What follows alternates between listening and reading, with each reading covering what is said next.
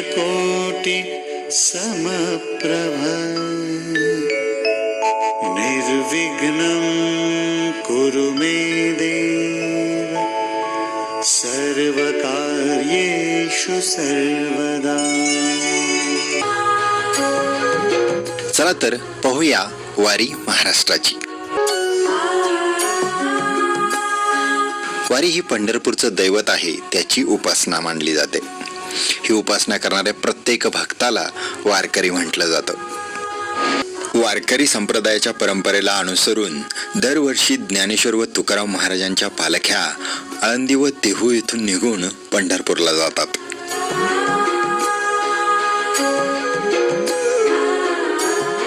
सुंदर फुलांच्या सजावटीच्या या रथामध्ये तुकाराम व ज्ञानेश्वर संतांच्या पादुका ठेवल्या जातात. देहू आळंदी येऊन हे रथ मानाच्या बैलांच्या जोड्या, अश्व वेगवेगळ्या वाटेने मुक्काम करत पंढरपूरकडे जाताना दिसतात.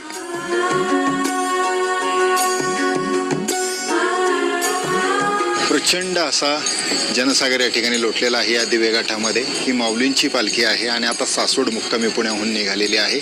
घाटामधला हा मस्त असा नजारा आहे.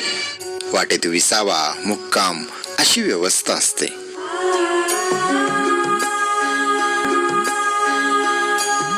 सर्व भाविक अगदी मनोभावे या पादुकांचं दर्शन घेतात.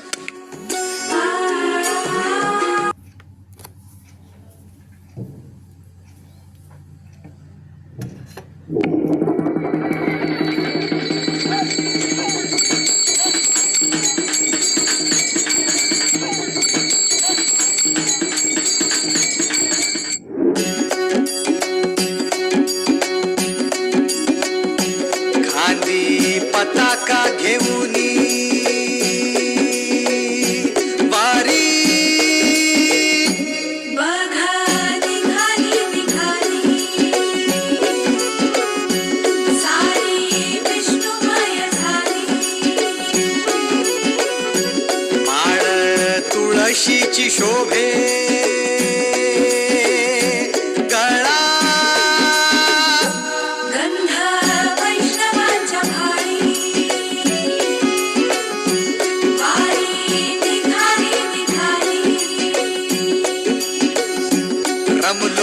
संसारात खरा ऐक रखमाईच्या बरा तरी जीव लागी तुझ्या पायरी.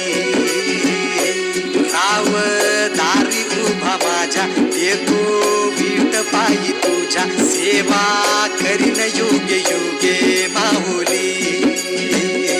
करी मुखी नाम घोष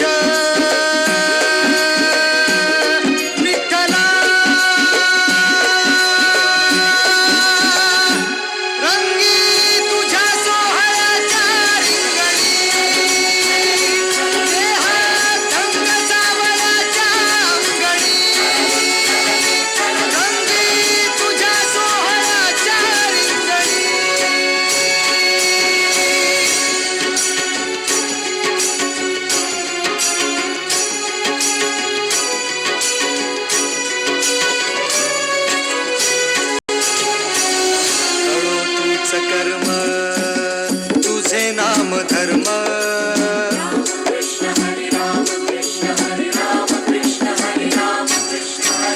कळो तूच कर्म तुझे नाम धर्म.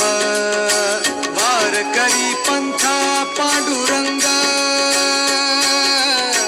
वारकरी पंथा पांडुरंग. वैकुंठी दिसे स्वर्ग रे रंगी तुझ्या सोहळ्याच्या रिंगणी.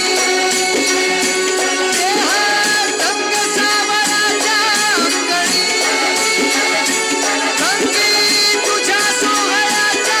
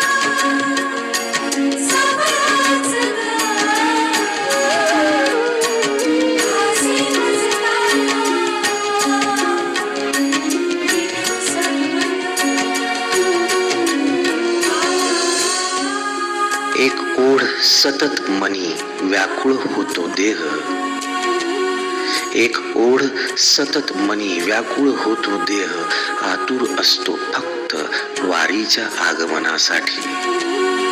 जसा आला होता वैकुंठीचा राया तुकोबाच्या भेटीसाठी. इंद्रायणीच्या काठापासून ते चंद्रभागेच्या वाळवंटापर्यंत तू असतोस आमच्या सोबत नाचून धुंद झालेलं पाहण्यासाठी. स्वतःच्या कामाला पांडुरंग मानणारे काही थकलेले भेगाळलेले देह असतील तिथून तुझ्या वारीचा सोहळा अनुभवतात. कारण तुझे काही मधुकरी ते काम आमच्यासाठी करतात, तुझे दूत म्हणून. त्यांचा अट्टहास पूर्ण झाला.